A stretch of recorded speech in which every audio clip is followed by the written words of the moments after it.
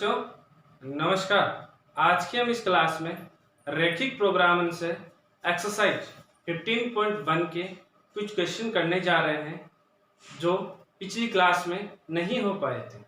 तो हमारे पास आज जो क्वेश्चन है वह क्वेश्चन नंबर है हमारे पास 4। Question number 4। अब देखो बच्चों, आपको जो करना है वो क्लास जो सेकंड वीडियो था या सेकंड जो क्लास थी उस सेकंड क्लास की वीडियो में मैं बता चुका हूँ कि आपको कैसे फेयरली काम करना है।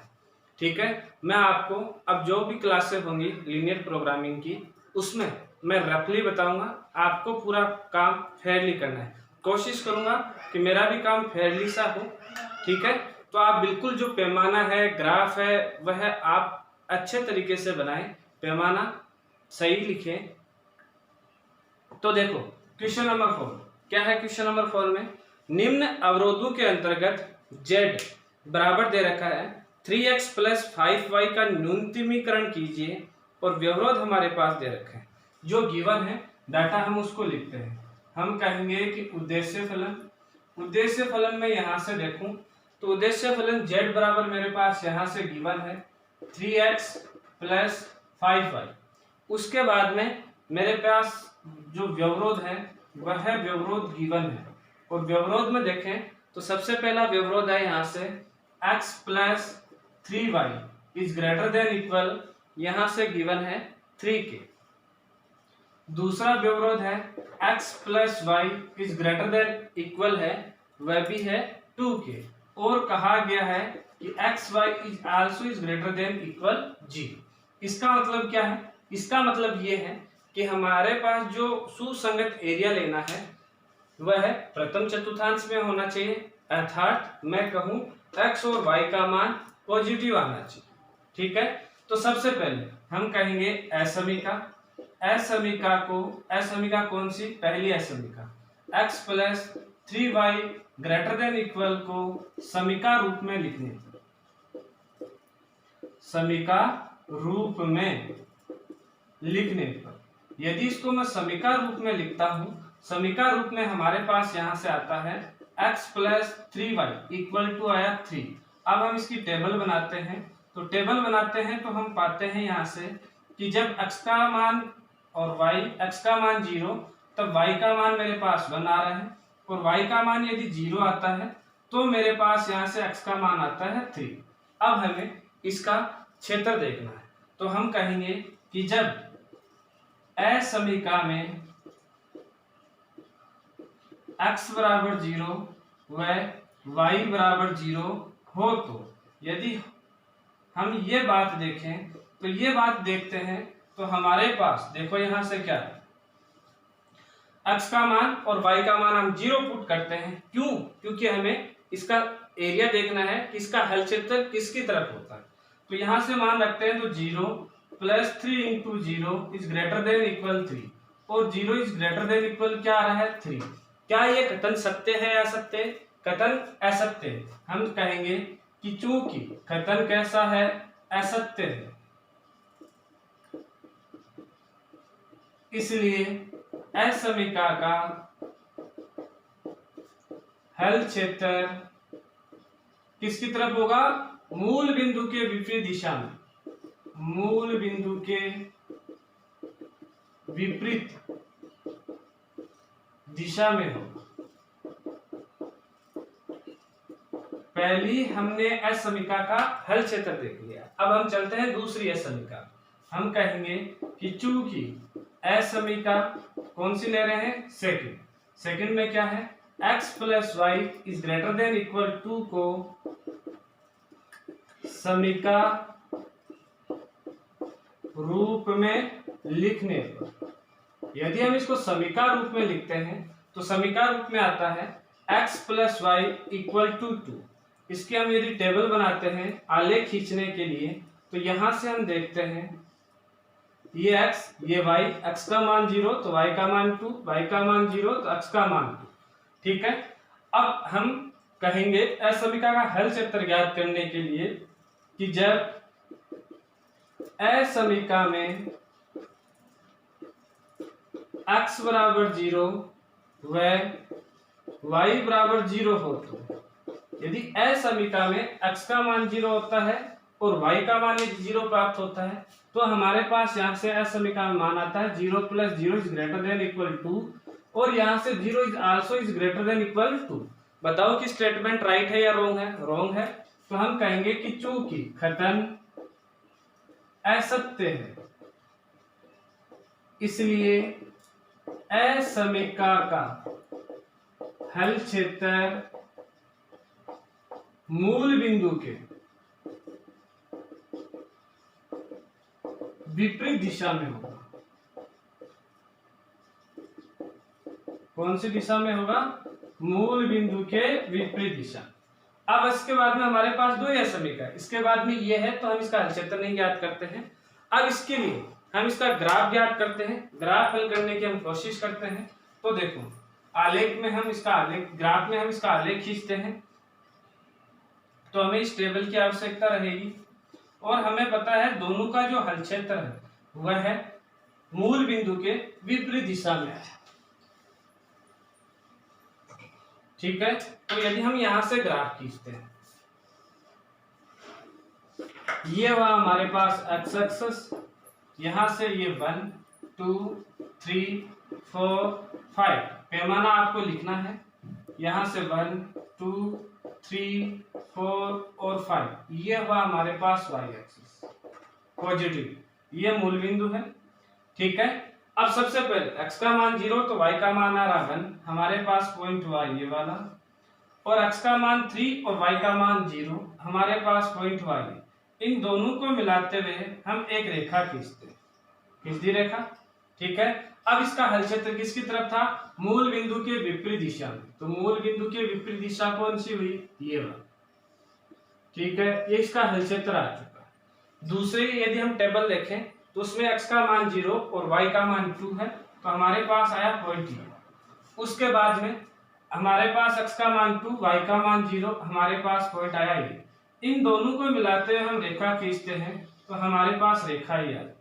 अब हमें कहा गया है कि इसका भी हल क्षेत्र किसकी तरफ है? मूल बिंदु के विपरीत दिशा। यदि मैं इनका सुसंगत क्षेत्र देखूं तो देखो यहां से जो सुसंगत क्षेत्र आया है वह मैं इसको डार्क लाइन से करता हूं,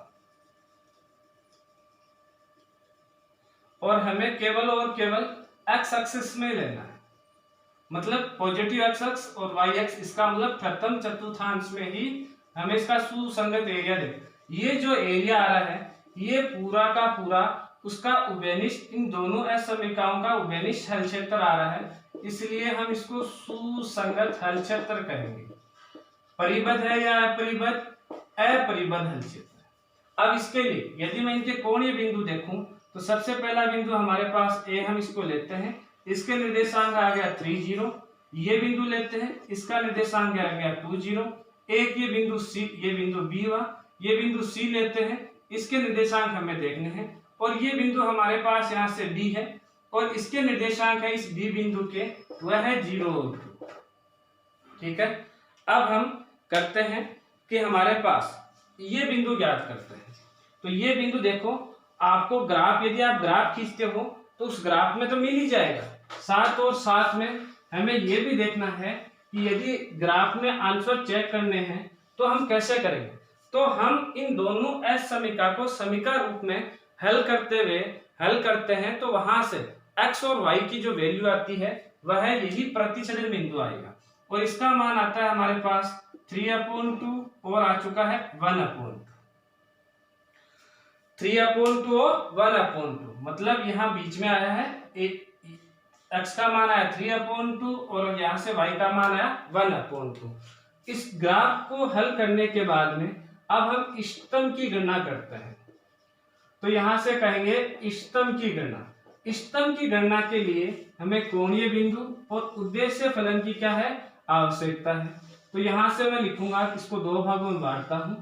सबसे पहले यहां से हमारे पास आ गए कोणीय बिंदु, उसके बाद में हमारे पास यहां से आते हैं उद्देश्य फलन। यहां से उद्देश्य फलन देखें तो z बराबर हमारे पास था, इसको भी लिखते हैं, और z बराबर हमारे पास था कि 3x + 5 पर। कोणीय बिंदु देखें तो a के निर्देशांक आए थे हमारे पास 3 0, दूसरा कोणीय बिंदु B और उसके निर्देशांक है हमारे पास 2 0, तीसरा कोणीय बिंदु C और उसके निर्देशांक है 3/2 और 1/2, और चौथा हमारे पास यहाँ से कोणीय बिंदु है D और उसके निर्देशांक है 0 और 2। इनको उद्देश्य फलन में रखते हैं तो यहाँ से मेरे पास आता है मान 9, यहाँ से आया 6, इसको रखते हैं तो 6/9/2 पहले वाले में, दूसरे वाले में 5/2, मतलब आ चुका है 7। ठीक है, 7 ही आया ना। देखो 3/2 को रखा तो 9/2, 1/2 को रखा तो 5/2, दोनों को ऐड किया तो 14, 14/2 मतलब हो चुका है 7। यहाँ से 7 आ चुका है, इसको रखते हैं तो यहाँ से 10। अब पूछा गया था न्यूनतमीकरण के लिए, तो यहाँ से न्यूनतम मान किसका आ रहा है, 6 आ रहा है। परंतु यहाँ से हमें देखना है कि क्षेत्र कैसा है, अपरिबद्ध है। अपरिबद्ध है तो हम ये नहीं कह सकते कि ये इसका न्यूनतम मान है। मैं कहूंगा कि चूंकि z का न्यूनतम मान बराबर है 6, अब हम कहेंगे और क्षेत्र सुसंगत हल क्षेत्र अपरिबद्ध है। अगर सुसंगत क्षेत्र अपरिबद्ध है तो हम इसका अधिकतम मान तो ज्ञात ही नहीं कर सकते क्योंकि अनंत तक जा रहा है। न्यूनतम मान ज्ञात कर सकते हैं, वही न्यूनतम मान इन कोणीय बिंदु पर होंगे। ठीक है, अब न्यूनतम मान ज्ञात कर भी सकते हैं, अगर करते हैं तो संभव है कि वो हो भी सकता है और नहीं भी। अब ये कैसे पता चलेगा कि वो होगा या नहीं होगा, तो जो z है, जो उद्देश्य फलन, उसका जो न्यूनतम मान है उसको हम न्यूनतम करते हैं उद्देश्य फलन से। तो हम कहेंगे कि इसलिए 3x + 5y is less than equal क्या है, 6। अब हम इसका ग्राफ भी खींचते हैं। अगर ग्राफ खींचते हैं तो देखो, अगर इस असमीका का हल क्षेत्र देखते हैं तो इस असमीका का हल क्षेत्र देखेंगे तो इसका हमें आलेख खींचना पड़ेगा। आलेख देखें तो सबसे पहला आता है x की वैल्यू आती है 2, यहां से 2 0 जब y का मान 0 हो, और y की वैल्यू आती है 6/5 और ये आता है हमारे पास यहां। ठीक है, 6/5 एक से ज्यादा, और x का मान आ रहा है हमारे पास 2 आ रहा है। ठीक है, अब हम देख रहे हैं कि यहां से इस प्रकार से आ रहा है। अब देखो बच्चों, ये बिंदु यहां ऐसे भी गुजर सकता है कि ये बिंदु यहां इस पॉइंट से गुजरे। ठीक है, यदि मैं देखूं तो पॉइंट से तो नहीं गुजरेगा, नीचे से ही गुजरेगा। ठीक है, तो ये हमारे पास आ चुका है। अगर ये आता है तो अब हमें देखना है यहां से कि इसका जो हल क्षेत्र है, इसका इस असमीका का, वह किसकी तरफ है। तो देखो यहां से 0 0 करते हैं तो 0 इज लेस देन क्या आ रहा है, 6 आ रहा है। कथन कैसा पाया जाता है, सत्य। तो इस असमीका का हल क्षेत्र किसकी तरफ होगा, मूल बिंदु की तरफ। अगर इसका हल क्षेत्र मूल बिंदु की तरफ हो रहा है और जो सुसंगत क्षेत्र है वो इधर है, तो क्या इसका हल क्षेत्र और इसका जो सुसंगत हल क्षेत्र है वह कोई विनिष्ट बिंदु ले रहे हैं, साझा कर रहे हैं, कोई साझा बिंदु है, नहीं है। ठीक है, तो हम कहेंगे कि चूंकि 3x + 5y is less then 6 का कोई भी बिंदु उभयनिष्ठ सुसंगत हल क्षेत्र से साझा बिंदु नहीं है, साझा नहीं है, मतलब उसके साथ साझेदारी नहीं करता। तो हम कहेंगे कि इसलिए न्यूनतम मान क्या होगा, 6 ही होगा। अगर ये उभयनिष्ठ हल क्षेत्र में आता, इसका हल क्षेत्र, तो क्या होता, तो इसका ये न्यूनतम मान नहीं होता, न्यूनतम मान कुछ और होता जो हम ज्ञात नहीं कर पा रहे थे। अब हम बात करते हैं यहां से अगले क्वेश्चन की। अगला क्वेश्चन है क्वेश्चन नंबर 5। निम्नलिखित और अधिकतम मान ज्ञात करना है। अच्छा क्वेश्चन है, ध्यान रखना एग्जाम की दृष्टि से।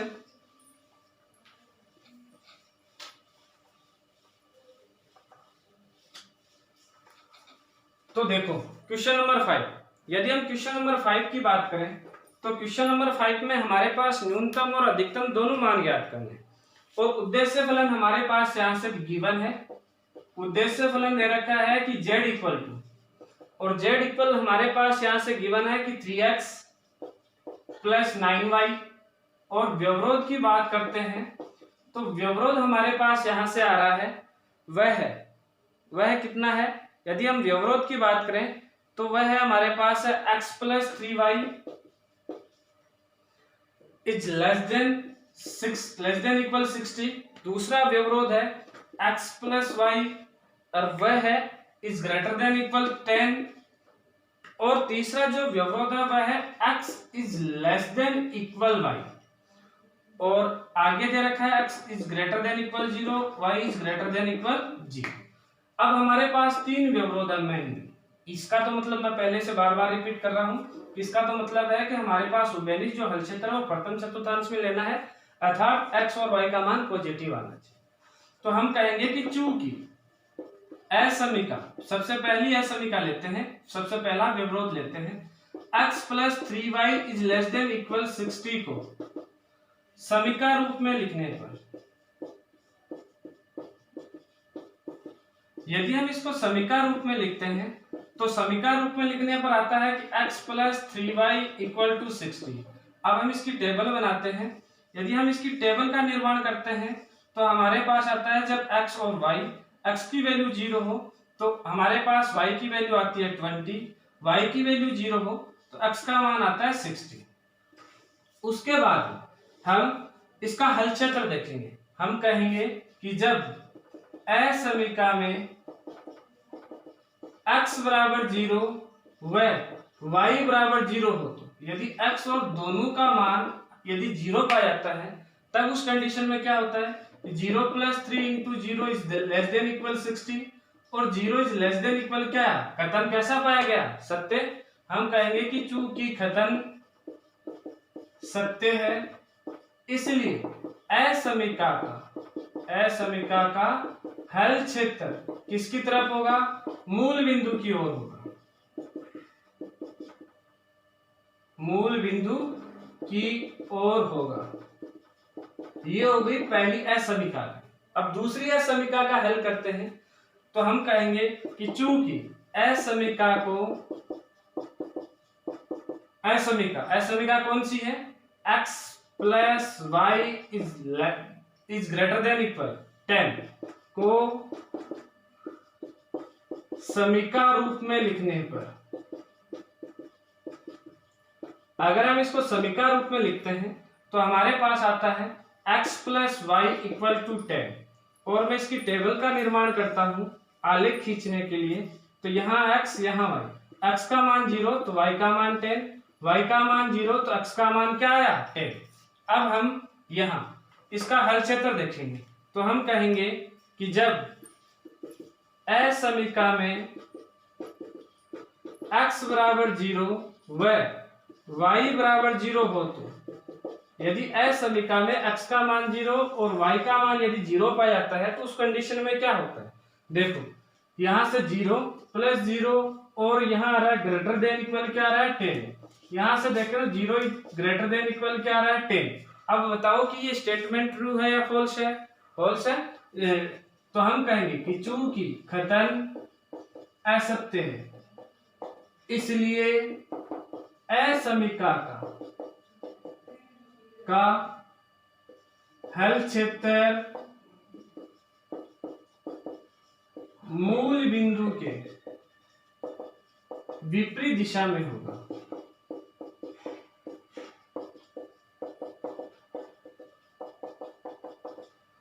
ठीक है।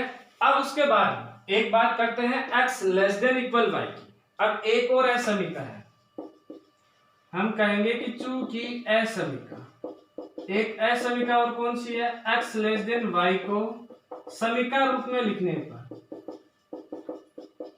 यदि हम इसको समीका रूप में लिखते हैं यदि हम इसको समीका रूप में लिखते हैं तो हमारे पास आता है x इक्वल टू वाई। यदि मैं इसकी टेबल का निर्माण करता हूं तो यहां से आएगा x और y, x का मान 0 तो y का मान 0, x का मान 1 या 10 ले लेते हैं, सबसे छोटा हमारे पास यहाँ 10 है। ठीक है, x का मान 10 तो y का मान 10 और उसके बाद में x का मान यदि 20 तो y का मान भी क्या रहा है 20। अब बात आती है इसके हल क्षेत्र की। तो हल क्षेत्र की में इसकी ग्राफ में जब हम ग्राफ बनाते हैं तो उसमें ही बात करते हैं। तो देखो हाँ यहां भी कर सकते हैं। देखो x लेस देन इक्वल क्या है y। अब ये खतर हमें सत्य चाहिए। कौन सी कंडीशन आई? वही x minus y is greater than equal 0, मैंने ये बात बताई थी आपको, या y minus x is greater than equal 0, या x minus y is less than equal 0, और x माइनस यहां से y minus x is less than equal 0। हमने जब पहली बार पढ़ा था, पहला जो हमने पहली क्लास थी लीनियर प्रोग्रामिंग की, तो हमने इन असमीकरणों का हल क्षेत्र देखा था और उसी में ही ये शामिल है। कहां से? ये देखो असमीकरण और ये यहां से जो ये वाली असमीकरण है, ये दोनों असमीकरण बराबर है। कैसे? हमने इसका केवल और केवल इधर क्या किया है? पक्षांतरण किया है। पक्षांतरण किया है तो x माइनस क्या बन गया? y बन गया। लेस देन इक्वल क्या आ रहा है? 0 आ रहा है। तो इसका ये हमें हमेशा क्या चाहिए? ये कंडीशन हमेशा क्या चाहिए? हमें सत्य चाहिए। सत्य चाहिए तो हम देख रहे हैं कि ये सत्य कब होगा? x minus y is greater than less than equal 0 में ये x का मान कम हो और y का मान क्या हो? ज्यादा, तभी इधर वैल्यू क्या आएगी? नेगेटिव। और नेगेटिव आती है तो नेगेटिव मान 0 से क्या होता है? छोटा आता है। तो इसलिए इसका हल क्षेत्र किसकी तरफ होगा? मूल बिंदु की हल क्षेत्र y x की ओर होगा। किसकी ओर होगा? y x की। तो मैं यहां लिख देता हूं तथा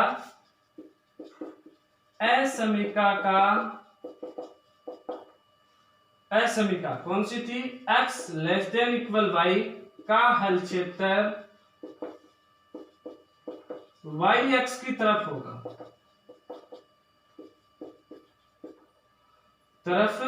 होगा, अब हम बात करते हैं इसके ग्राफ की। तो देखो पहले वाले की असमीकरण का जो हल क्षेत्र है वह किसकी तरफ है? मूल बिंदु की ओर। तो केवल हमें पहला वाला मिटाना है और इसका हल क्षेत्र मूल बिंदु की ओर है। तो हम देखते हैं इसके ग्राफ की रचना करते हैं। तो यहां से देखो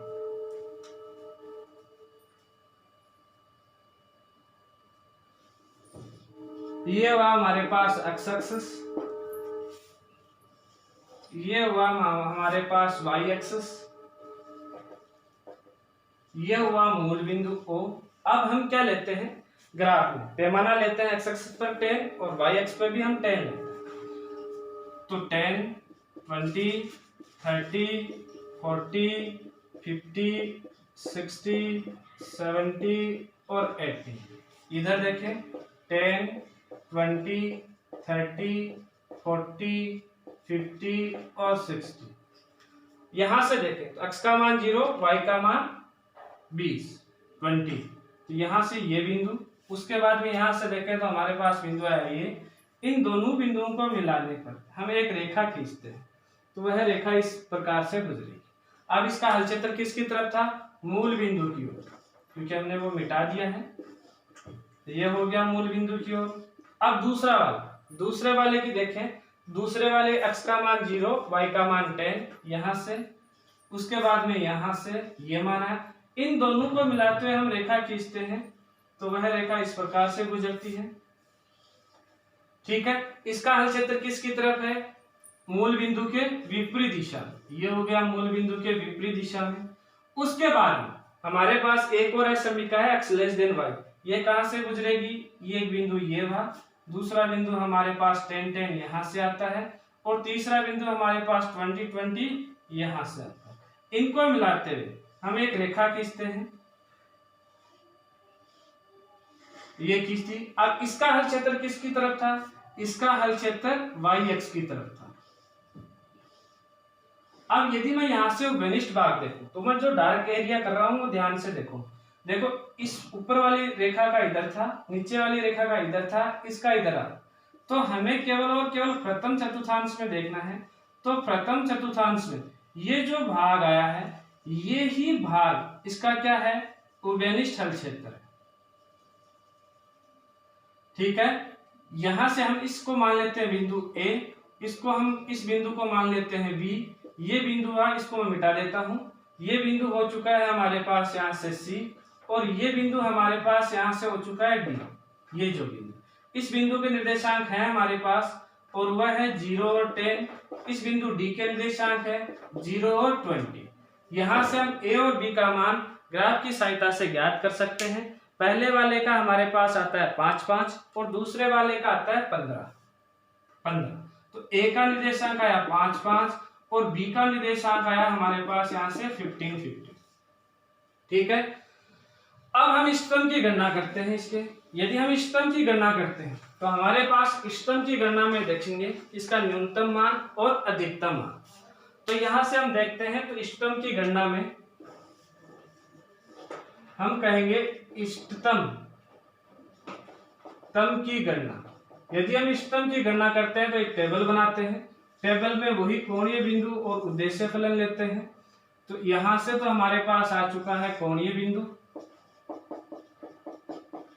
और यहां हमारे पास आ चुका है उद्देश्य फलन। उद्देश्य फलन z बराबर वह हमारे पास था, यहां से दे रखा था 3x + 9y।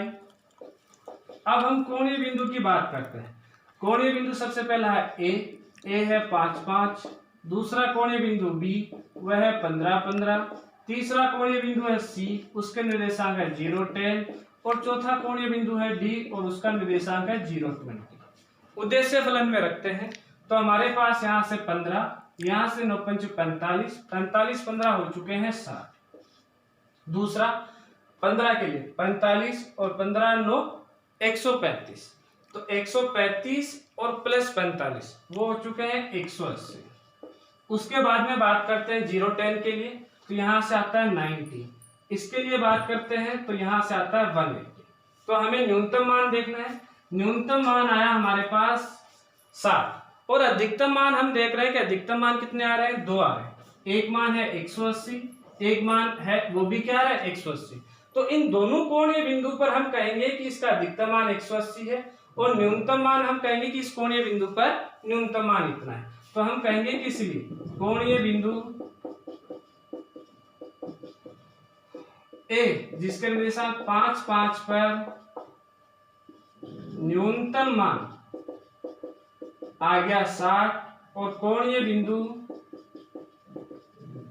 कौन कौन सा, बी 15 15 और यहां से डी 0 20 पर अधिकतम मान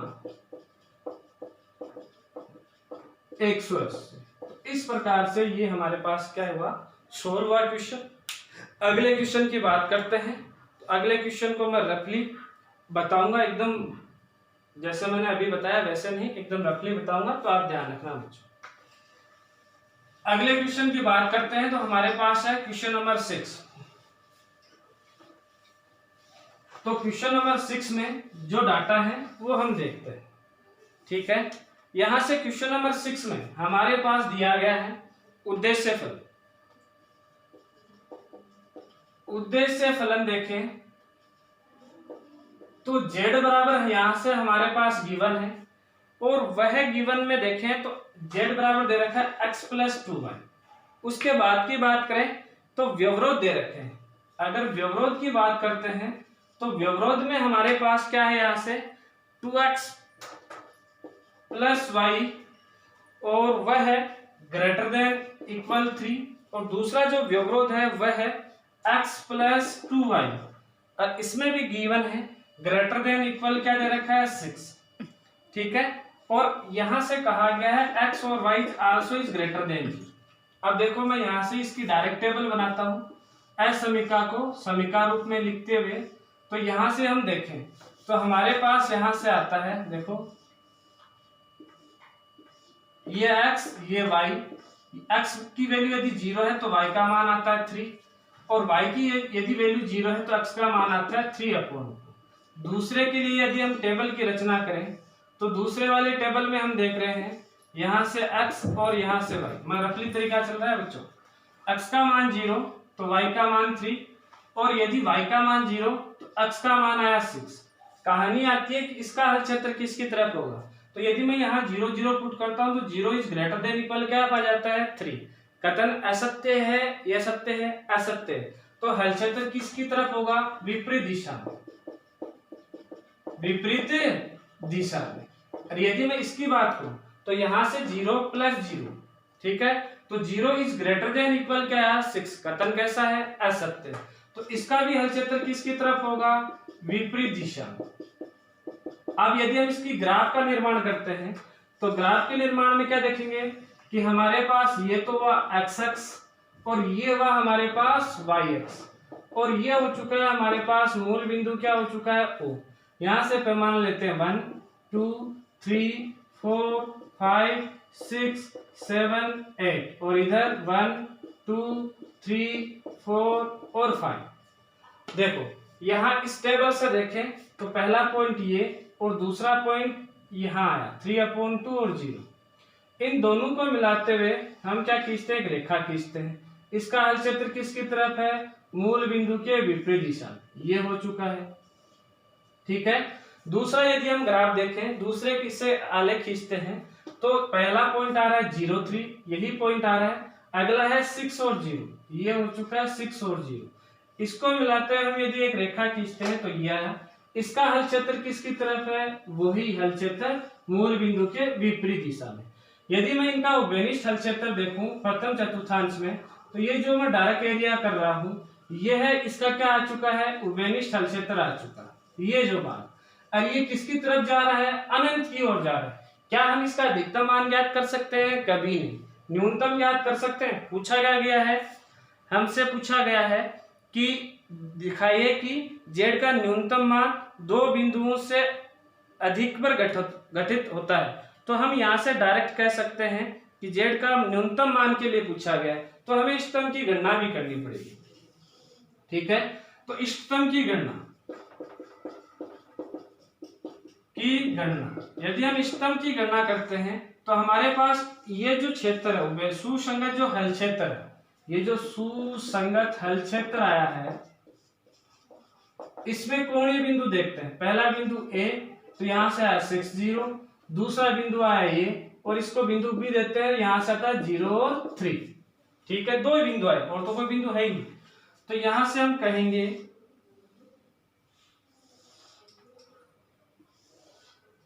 ये तो हो गया कोणीय बिंदु के लिए, ये हो गया उद्देश्य फलन के लिए। और उद्देश्य फलन z इक्वल हमारे पास है यहाँ से x प्लस 2i। सबसे पहले कोणीय बिंदु a देखें तो 6 0, दूसरा देखें b तो यहाँ आ रहा है 0 3। डाटा रखते हैं तो डाटा रखने पर पहले में 6 दूसरे में 6, दोनों के लिए न्यूनतम मान आ रहा है। तो न्यूनतम मान आ रहा है तो हम उद्देश्य फलन को न्यूनतम मान, देखो यहाँ से अपरिबद्ध, तो यहाँ से हम कहेंगे कि चूंकि क्षेत्र कैसा है, अपरिबद्ध। अगर क्षेत्र अपरिबद्ध है तो हम इसका न्यूनतम मान ज्ञात करने के लिए क्या करेंगे, इसकी उद्देश्य फलन के साथ असमीका बनाएंगे। असमीका क्या बनेगी, x plus 2y is less then क्या आया 6। अब हम इसका ग्राफ खींचते हैं। यदि हम इसका ग्राफ खींचते हैं तो इसका ग्राफ भी कैसा आएगा, पहला पॉइंट आ गया, यदि यहाँ से टेबल का निर्माण करते हैं तो पहला पॉइंट आ गया x और y, x बराबर 0 तो y की वैल्यू 3 आई और y बराबर 0 तो x की वैल्यू क्या है 6। ये जो पॉइंट है यही, तो मैं यहां से देख रहा हूं कि हमारे पास क्या आ रहा है, ये पॉइंट आ रहा है।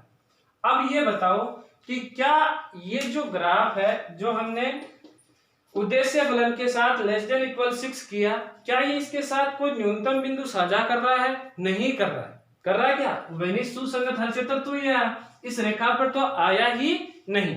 तो हम कहेंगे कि हम इसका न्यूनतम मान ज्ञात नहीं कर सकते।